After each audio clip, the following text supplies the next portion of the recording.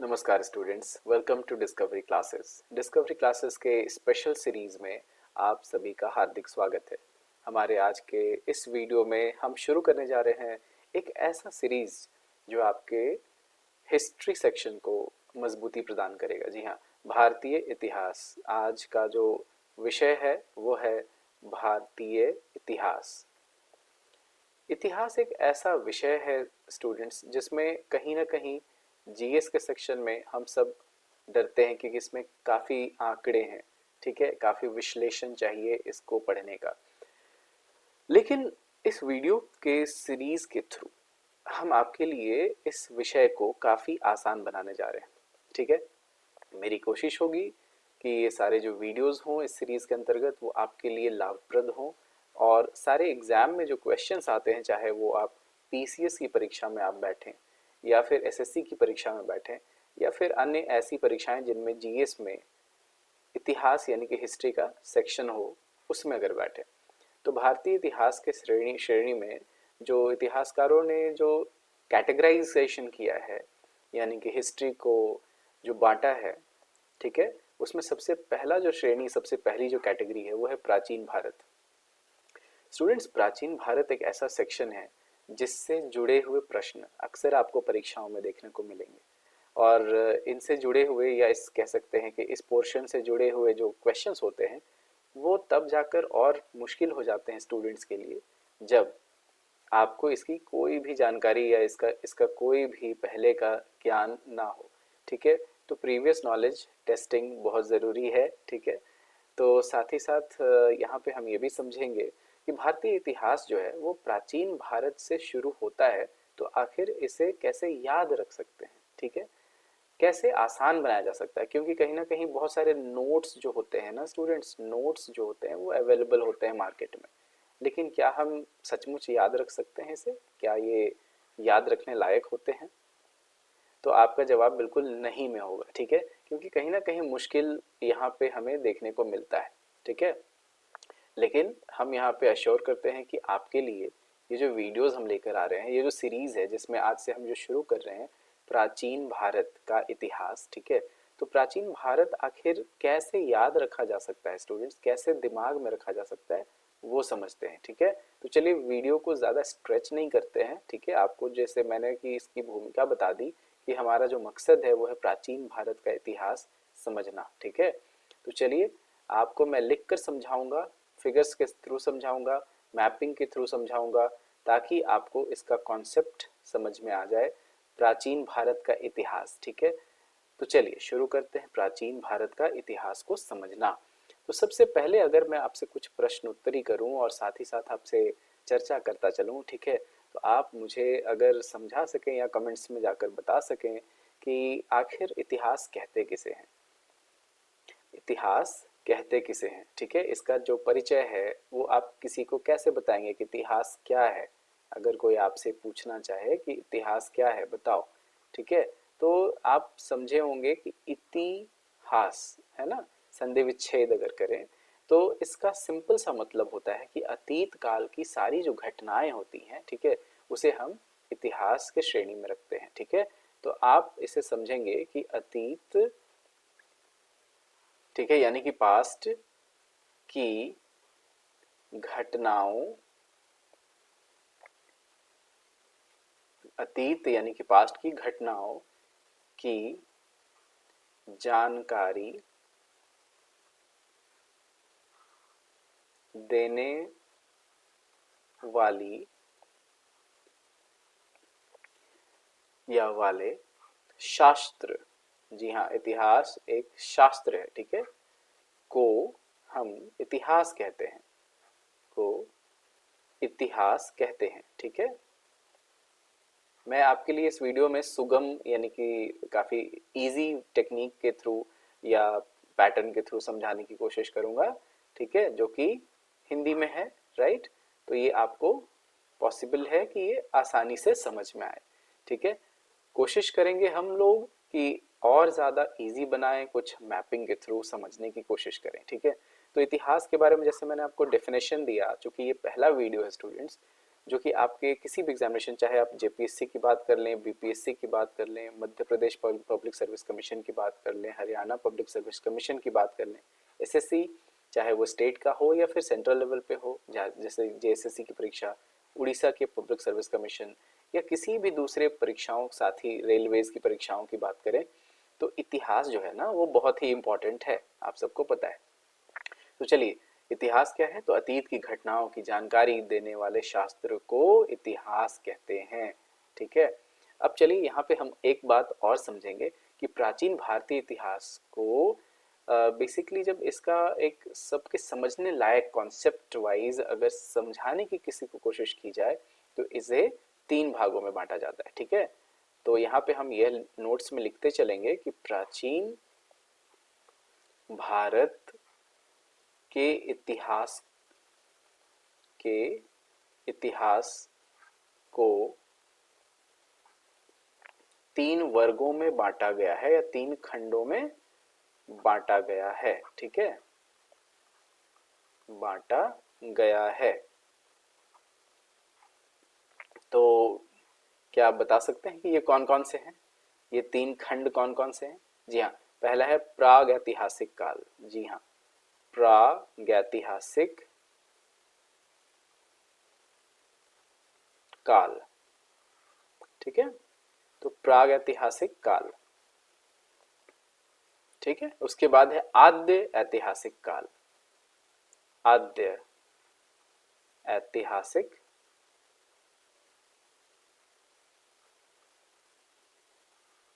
काल।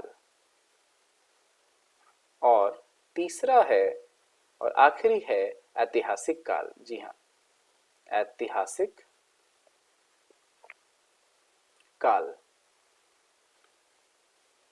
ठीक है, प्रागैतिहासिक काल, आद्य ऐतिहासिक काल और ऐतिहासिक काल, ये 3 मुख्य रूप से जो विभाजित किए गए हैं या खंड जो बनाए गए हैं, ठीक है, वो या जो वर्ग बनाए गए हैं किसके? प्राचीन भारत के इतिहास के, वो ये हैं। ठीक है, तो चलिए अब हम देखते हैं इसके आगे और कॉन्सेप्ट समझते हैं। सबसे पहले हम लोग शुरू करेंगे प्रागैतिहासिक काल। जी हाँ स्टूडेंट्स, आज के सबसे पहले सेक्शन को हम टच करेंगे और यह है प्रागैतिहासिक काल।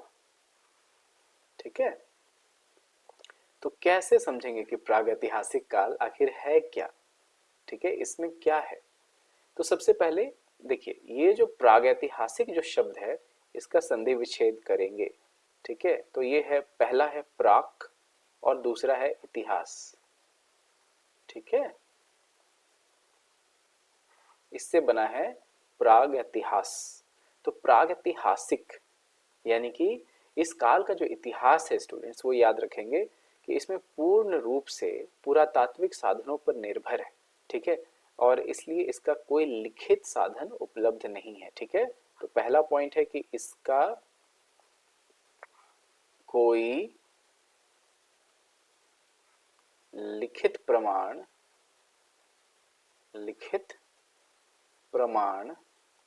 उपलब्ध नहीं है। ठीक है, उपलब्ध नहीं है। राइट, तो ये कॉन्सेप्ट याद रखेंगे, ये बहुत बार एग्जामिनेशन में आता है। ठीक है, ये इनमें से कौन से इतिहास के खंड का लिखित प्रमाण नहीं उपलब्ध है? तो प्रागैतिहासिक काल का कोई लिखित प्रमाण उपलब्ध नहीं है, क्योंकि ये मानव के जीवन के कह सकते हैं जो सभ्यता की शुरुआत, एकदम शुरुआती दिनों के, या कह सकते हैं उससे भी पहले, ठीक है, मानव जीवन के एकदम शुरुआती खंड का ही प्रमाण जो होता है, जो हमें मिल जाता है कुछ संसाधनों के थ्रू। ठीक है, तो उसे ही हम कहते हैं, ये बेसिकली पुरातात्विक साधनों के थ्रू, यानी कि जो पत्थरों पर कुछ नक्काशियां की गई हैं, कुछ उकेरे गए हैं, उनसे जो हमें हिंट्स मिलते हैं उसे हम प्रागैतिहासिक काल कहते हैं। ठीक है, तो मानव सभ्यता के इस प्रारंभिक काल के को सुविधानुसार ना, हमारे सुविधानुसार 3 भागों में फिर से बांट दिया गया। ठीक है, तो प्रागैतिहासिक काल का भी यहाँ लिख सकते हैं, प्रागैतिहासिक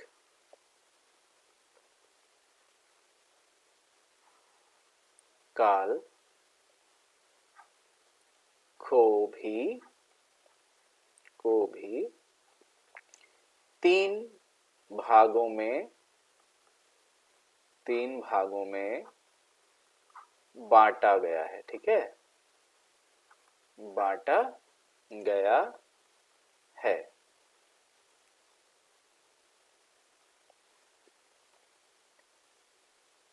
अब ये तीन भाग फिर से देखिए, चलिए समझ लेते हैं। सबसे पहला भाग है पूरा पाषाण काल। जी हाँ, पूरा पाषाण काल। दूसरा जो भाग है स्टूडेंट्स, वो है मध्य पाषाण काल। मध्य पाषाण, पाषाण यानी कि स्टोन है ना, स्टोन एजेस के तीन कह सकते हैं स्वरूप या तीन खंड। ठीक है, और थर्ड है नव पाषाण काल।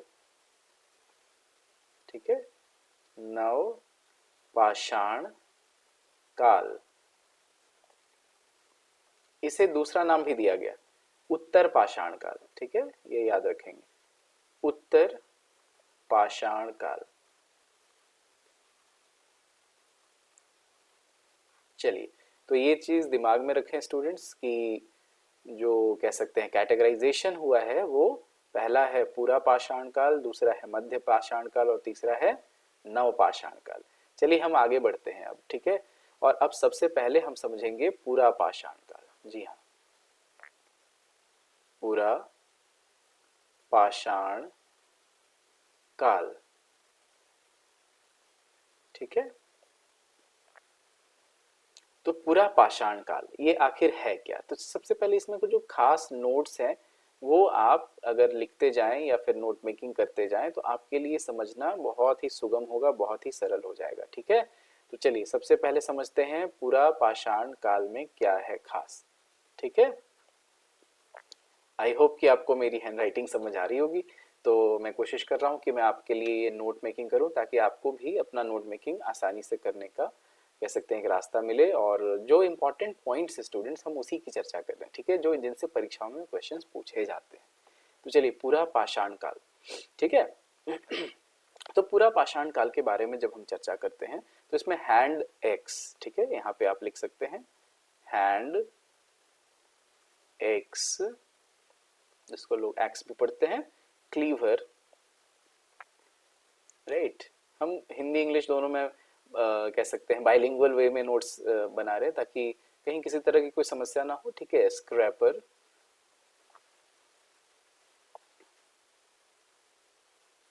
राइट, स्क्रैपर इत्यादि। ठीक है, उपकरणों पर आधारित पूरा पाषाण काल संस्कृति के अवशेष हमें प्राप्त होते हैं। ठीक है, उपकरणों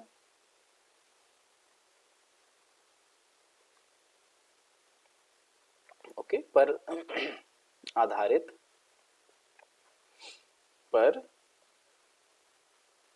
आधारित। ठीक है स्टूडेंट्स, याद रखेंगे, आधारित पूरा पाषाण कालीन, पूरा पाषाण कालीन संस्कृति के अवशेष, संस्कृति के अवशेष, अवशेष का मतलब क्या होता है? जो रिमेनिंग एविडेंसेस हैं। ठीक है, उन्हें हम अवशेष कहते हैं, ये याद रखेंगे। ठीक है, अवशेष सोहन, यहाँ पे देखिए इंपॉर्टेंट है। ठीक है, यहाँ पर आप नोट मेकिंग जब कर रहे हो तो ये ध्यान से लिख लें, सोहन नदी घाटी। जी हाँ, सोहन नदी घाटी, बेलन नदी घाटी, बेलन नदी घाटी। ठीक है, तथा तथा नर्मदा, ये तो आपने जरूर सुना होगा, नदी घाटी। ठीक है, बेलन सोहन नदी घाटी, बेलन नदी घाटी तथा नर्मदा नदी घाटी एवं एवं भोपाल। जी हाँ, भोपाल कहाँ है?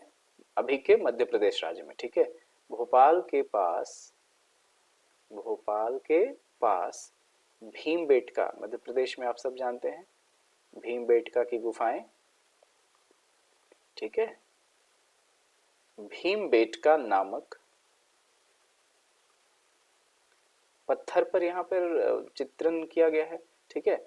चित्रित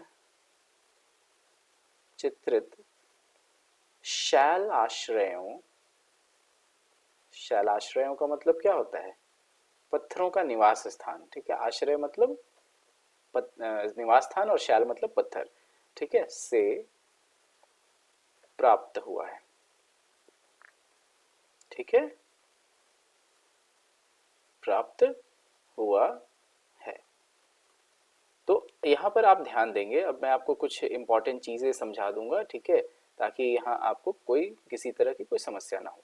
देखिए यहाँ पे सबसे पहले समझ रहे हैं हैंड एक्स, जी हाँ, हैंड एक्स, क्लीवर, स्क्रैपर, ये सब उपकरणों पर आधारित जो है, मतलब इनके कह सकते हैं प्रयोग से, ठीक है, हमें पूरा पाषाणकालीन संस्कृति का कुछ अवशेष प्राप्त हुआ है। कहाँ कहाँ से? सबसे पहले तो सोहन नदी घाटी से, दूसरा बेलन नदी घाटी से, और तीसरा नर्मदा नदी घाटी से। और फिर भोपाल की बात करते हैं। कहाँ की बात करते हैं? भोपाल, जो कि मध्य प्रदेश में, वहाँ भीमबेटका की जो गुफाएं हैं, ठीक है, उनमें जो शैलाश्रय हैं, मतलब पत्थरों की जो गुफाएं हैं, उनसे हमें प्राप्त हुआ है एविडेंसेस। किस चीज़ का एविडेंस प्राप्त हुआ है स्टूडेंट्स? जी हाँ, एविडेंस हमें प्राप्त हुआ है किसका? यस, पूरा पाषाण काल के होने का, कि एक समय पूरा पाषाण काल रहा है, ठीक है। चलिए, तो अब देखते हैं आगे और बढ़ते हैं अब मध्य पाषाण काल की तरफ, ठीक है। मध्य पाषाण काल, जी हाँ, चलिए मध्य पाषाण काल के बारे में थोड़ा और समझ लेते हैं। मध्य पाषाण काल, ठीक है, ये हमारा सेकंड टॉपिक है। अब प्रागैतिहासिक काल का ही सेकंड फेज है, ठीक है, मध्य पाषाण काल। चलिए, तो इसमें हम लोग पॉइंटर्स फिर से बना लेंगे, जैसे कि अभी इसके पहले हमने बनाया, ठीक है। तो चलिए लिख लेते हैं और समझ लेते हैं साथ ही साथ। तो स्टूडेंट्स, पहला पॉइंट कहता है कि मध्य पाषाण काल में जो यूज यानी कि प्रयुक्त होने वाले जो उपकरण थे, ठीक है, वे बहुत ही ज़्यादा छोटे होते थे, इसलिए उन्हें माइक्रोलिथिक कहते हैं, ठीक है। इस, यहाँ पे नोट्स में आप लिखें, इस काल में, इस काल में प्रयुक्त होने वाले, होने वाले, होने वाले उपकरण, उपकरण यानी कि टूल्स, ठीक है, अत्यधिक, अत्यधिक छोटे,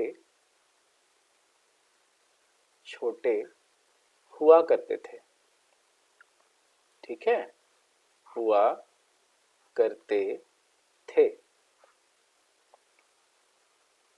राइट। और यही कारण था कि इसको हम लोग और क्या कह सकते थे? माइक्रोलिथ, ठीक है। इसलिए, इसलिए इन्हें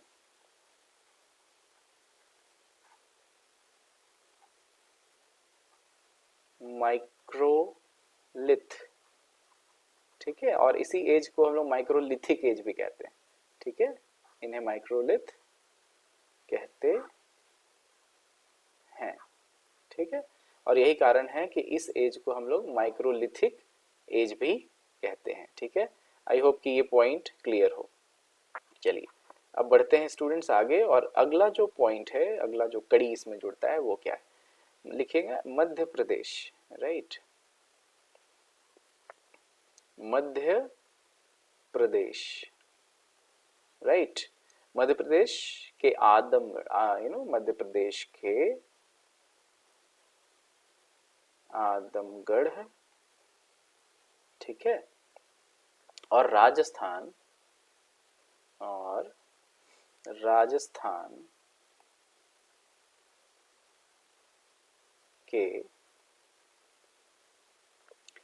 बागौर, ठीक है, बागौर पशुपालन,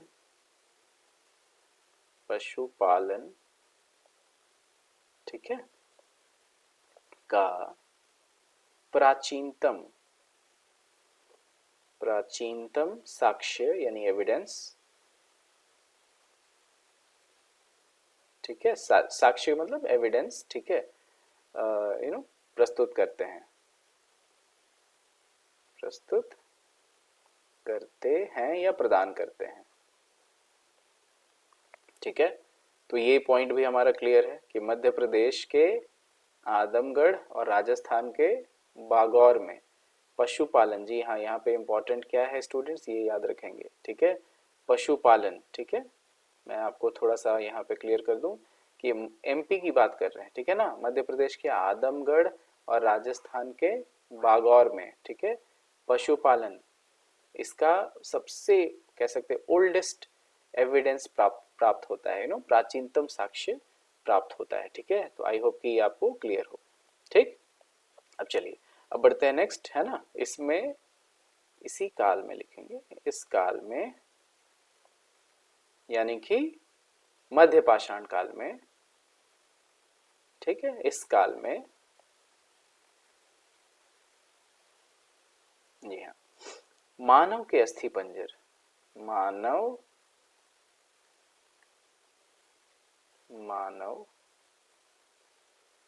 के अस्थिपंजर, आई होप कि आपको मेरी हैंडराइटिंग समझ में आ रही होगी, मानव के अस्थिपंजर, ठीक है, अस्थि मतलब क्या होता है, हड्डियां, और अस्थि पंजर का मतलब कंकाल, ठीक है, ये याद रखेंगे। का पहला अवशेष, का पहला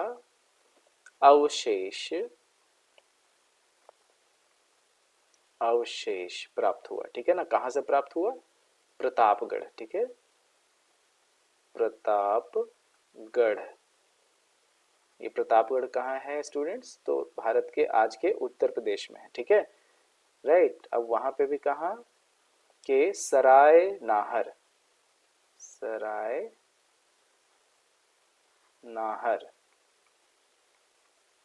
ठीक है, सराय नाहर तथा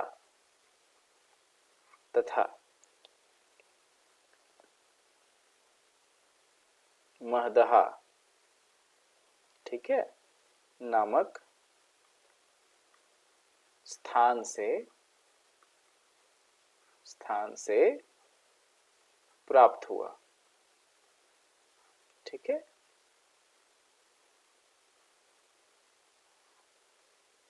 ठीक, आई होप कि यहां तक आपको क्लियर हो, राइट। अब मैं आपको फिर से थोड़ा अगर हाईलाइट करके समझा दूं, देखिए अभी हम पढ़ रहे हैं मध्य पाषाण काल, ठीक है स्टूडेंट्स। अब मध्य पाषाण काल में अस्थि पंजर की भी पहली बार खोज हुई, और ये अस्थि पंजर यानी कि मानव का जो कंकाल होता है उसका जो अवशेष प्राप्त हुआ, ठीक है, यानी कि दफनाया जाता होगा बॉडी को, है ना, उसका जो अवशेष प्राप्त हुआ वो प्रतापगढ़, उत्तर प्रदेश के प्रतापगढ़ के सराय नाहर और महदहा, ये दो स्थानों से प्राप्त हुआ है, ठीक है।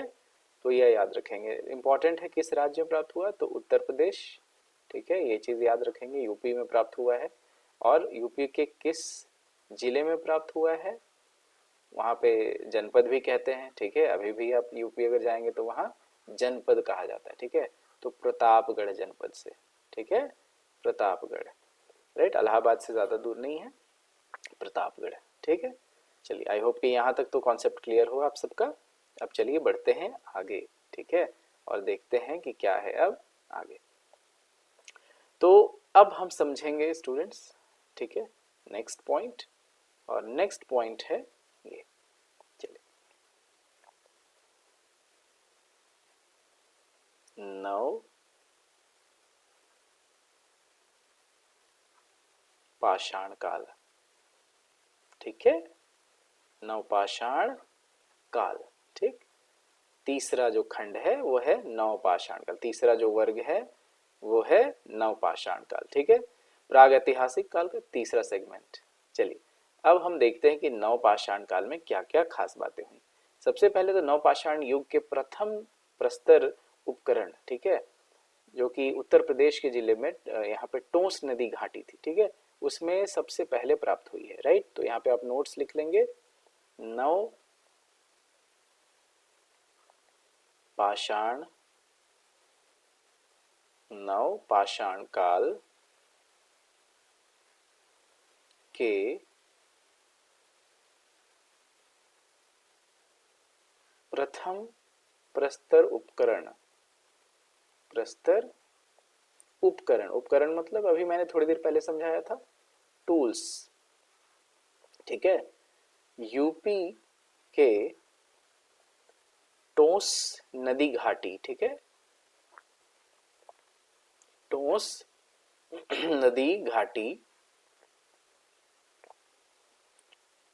नदी घाटी में सर्वप्रथम यानी कि सबसे पहले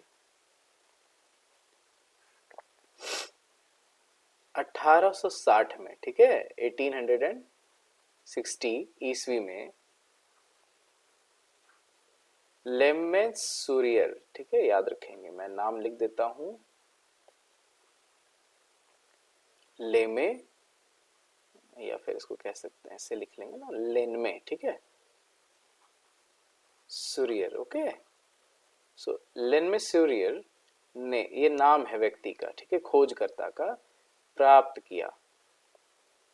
ओके, परीक्षाओं में यही सब पूछे जाते हैं ज़्यादातर, और जो भी आपको मैं यहाँ पे पॉइंट्स बता रहा हूँ स्टूडेंट्स, ये बहुत ज़्यादा कारगर है, ठीक है। आई एक्सपेक्ट कि आपको ये सब चीज़ काफ़ी यूज़फुल समझ में आएगा। देखिए, नवपाषाण काल, जैसे मैंने अभी बताया ना, राइट।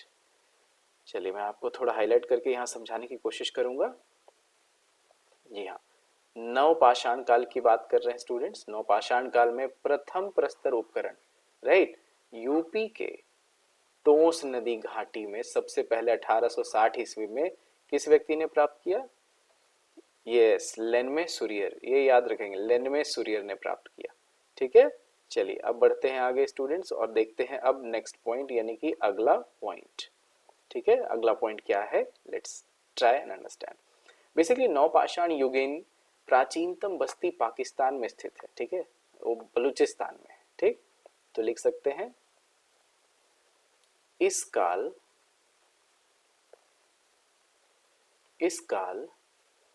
की प्राचीनतम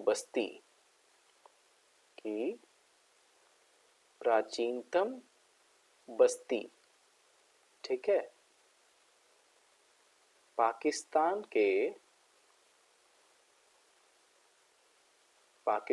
के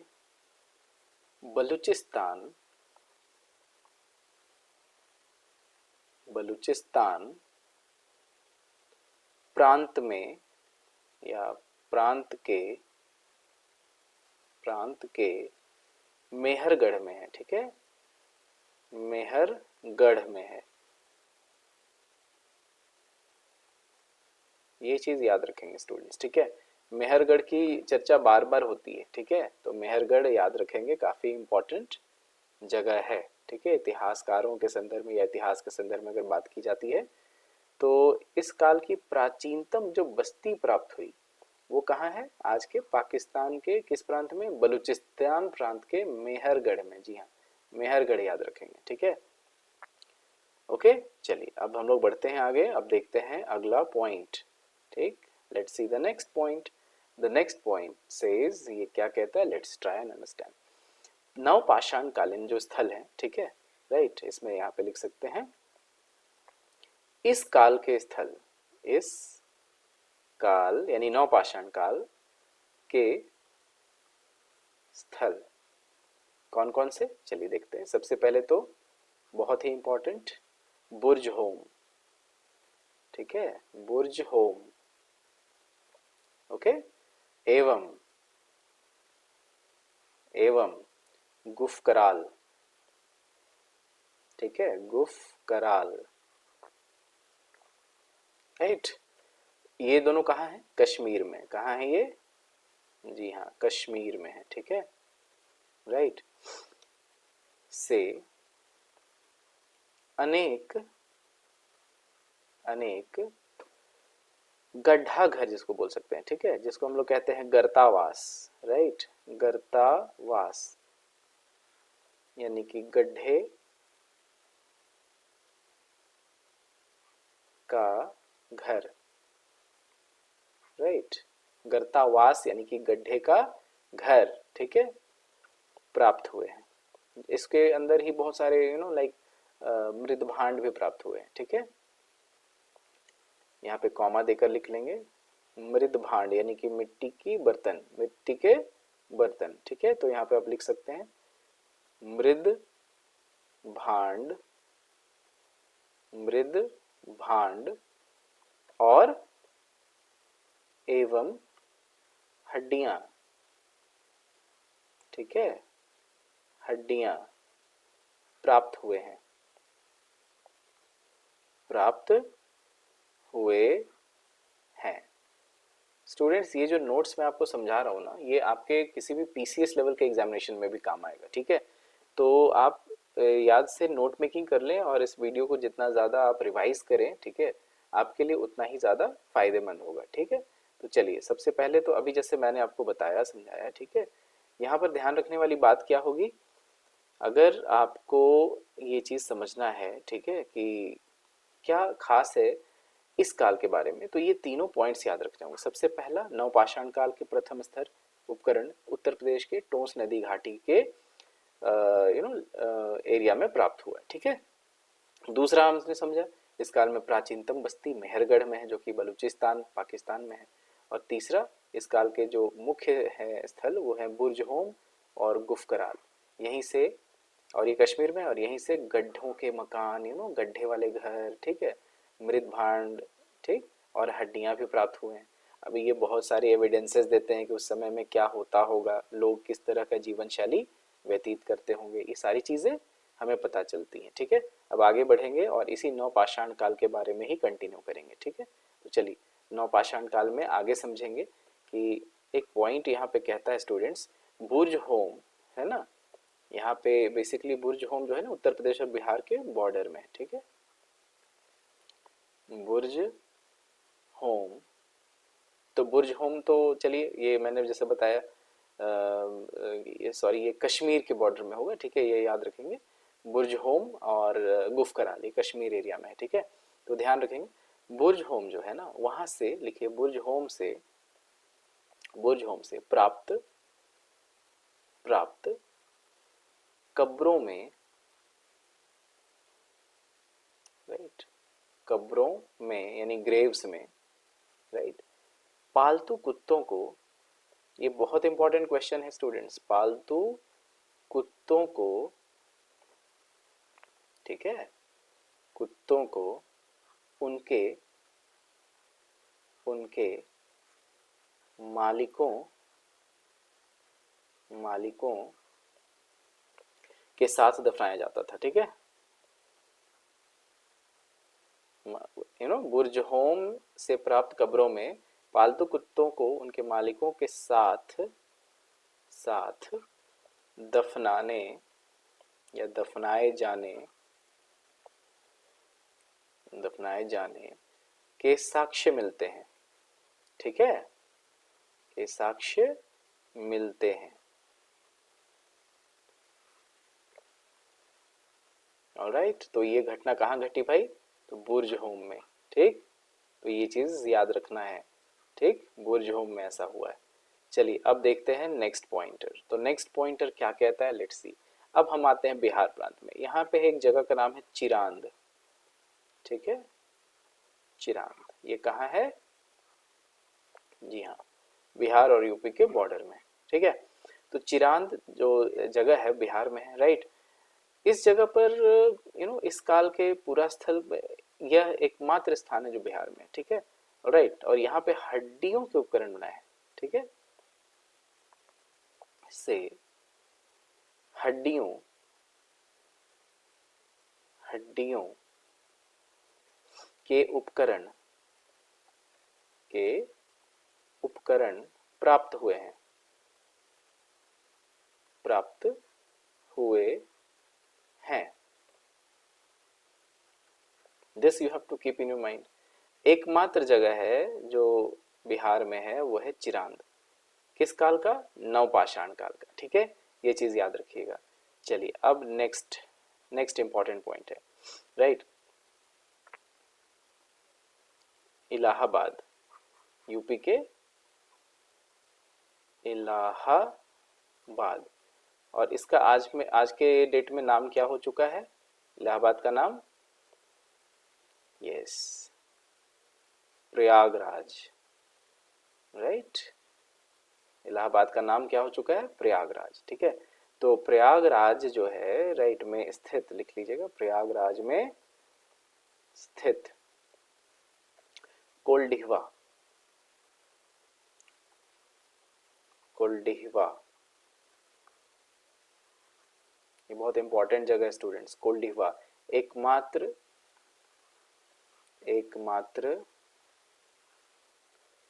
ऐसा नवपाषाण काल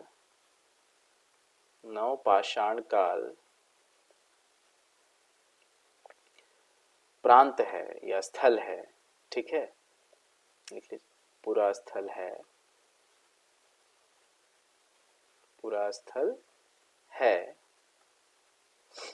जहां से चावल का प्राचीनतम साक्ष्य, ये केबीसी में भी यह प्रश्न आ चुका है, ठीक है। चावल का प्राचीनतम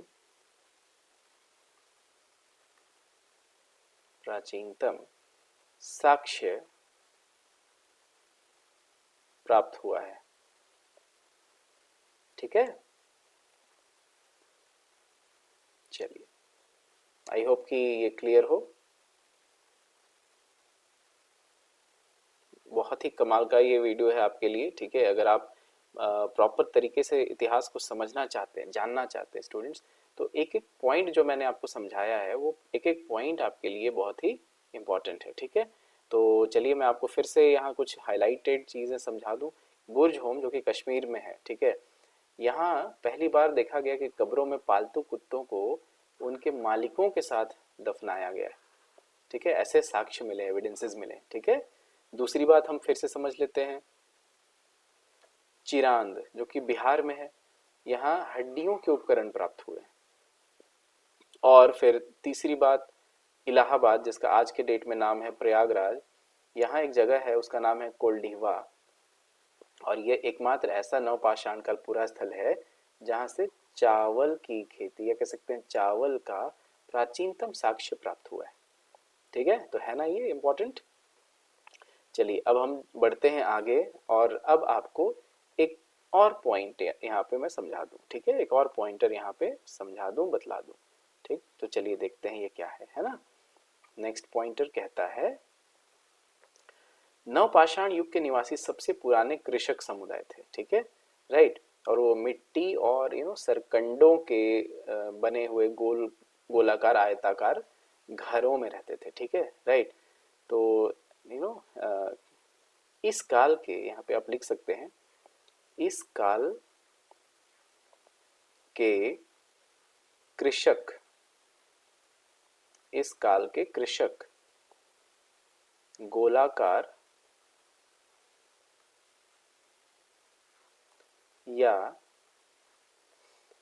आयताकार, ठीक है, मतलब इनके जो मकान होते थे ना वो इन दो आकारों में होते थे, आयताकार, याद रखिएगा, गोलाकार या आयताकार मकानों में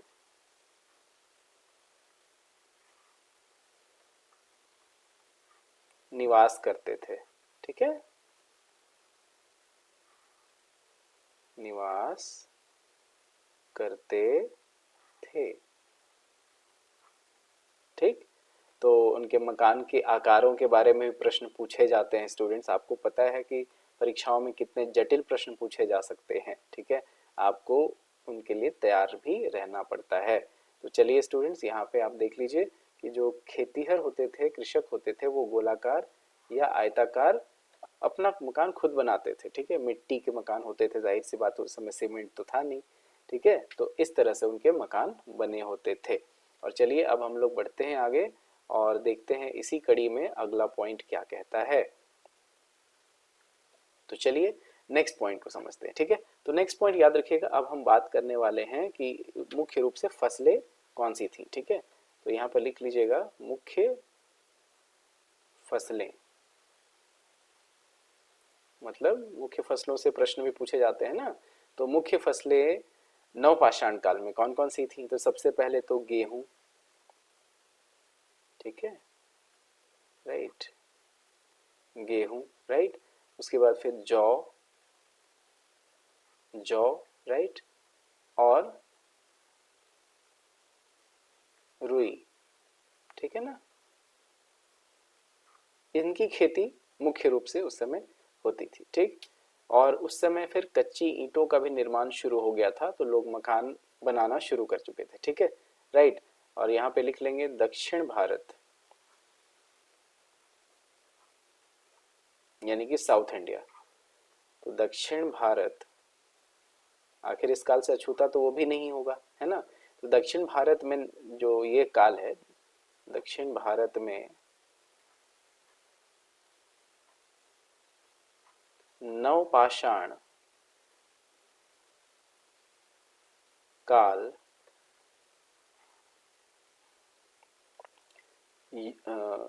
सभ्यता,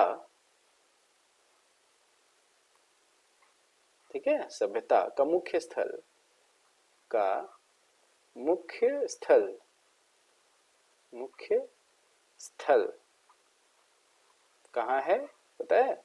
ये कर्नाटक में है, ठीक है, बेलोरी, राइट, बेलोरी, जो कि कहाँ है आज के, यस, कर्नाटक में, ठीक है, में है, ठीक। तो ये चीज याद रखेंगे, साउथ इंडिया का जो सेंटर था नवपाषाण काल का मुख्य स्थल, वह दक्षिण भारत का कहाँ था? बेलोरी, जो कि आज के कर्नाटक में है, ठीक है। ये चीज आपको याद रखना है। चलिए, अब यहाँ पे याद रखेंगे कि घड़ों के निर्माण का कला, राइट, इसी काल में प्रारंभ हुआ, ठीक। तो बेसिकली नवपाषाण काल का जो पहला कह सकते हैं और प्रमुख उपलब्धि जो था ना, वो था खाद्य उत्पादन का कह सकते हैं आविष्कार, पशुओं के उपयोग का कह सकते हैं शुरुआत, और ग्रामीण जीवन की सुगमता, ठीक है, राइट। तो ये चीज याद रखेंगे। इस काल में, इस काल के कह सकते हैं, इस काल के प्रमुख विशेषताएं, राइट। तो अगर हाइलाइटेड चीजों को देखा जाए तो इस काल में सबसे इंपॉर्टेंट क्या हुआ? इस काल में सबसे इंपॉर्टेंट क्या हुआ? तो सबसे पहले तो कुंभकारी, ठीक है, कुंभकारी यानी मिट्टी के बर्तनों का निर्माण शुरू हुआ था, मतलब मुख्य रूप से, ठीक है, राइट, साक्ष्य मिलते हैं। तो और दूसरा, दूसरा क्या हुआ भाई? तो दूसरा हुआ पशुओं, पशुओं का कृषि में, कृषि में प्रयोग, कृषि में प्रयोग मतलब जैसे खेतों में हल चलाने के दौरान, ठीक है, इस तरह से पशुओं का प्रयोग शुरू हुआ खेती में, ठीक है। और उसके बाद फिर ग्रामीण जीवन, मतलब लोग एक साथ आपस में रहने लग गए, ठीक है, ग्रामीण जीवन का प्रारंभ, रहते तो पहले भी होंगे लेकिन एक कह सकते हैं समाज का निर्माण शुरू हुआ, ठीक है। तो ये कुछ खास बातें थी प्राग ऐतिहासिक काल की, ठीक है। तो आई होप कि ये वीडियो बहुत ज़्यादा लंबा ना हो जाए, क्योंकि बहुत ज़्यादा लंबा होगा तो आई थिंक आप बोर हो जाएंगे, ठीक है। तो हमारी कोशिश होगी स्टूडेंट्स की सीरीज़, इस सीरीज़ को कंटिन्यू करते हुए, जैसे आज हमने प्राग ऐतिहासिक काल को समझा, तो उसी तरह से अगले वीडियो में इतिहास का जो सेकंड खंड होगा आद्य ऐतिहासिक काल, उसके बारे में कुछ प्रमुख बातों को मैं लेकर आऊँगा अपने वीडियोज़ में, ठीक है। तो जुड़े रहिए हमारे डिस्कवरी क्लासेस के वीडियोज़ के साथ, और कोशिश कीजिए कि अगर आपको वीडियो समझ में आया हो, सही लगा हो, तो लाइक बटन ज़रूर से ज़रूर प्रेस कीजिएगा, और हमारे चैनल को, हमारे वीडियोज़ को प्लीज़ शेयर कीजिए ताकि सभी को इसका लाभ प्राप्त हो। चैनल को सब्सक्राइब नहीं किया है आपने अब तक, या फिर चैनल पर नए हैं तो सब्सक्राइब ज़रूर कर लीजिए। चलिए मिलते हैं नेक्स्ट वीडियो में, धन्यवाद।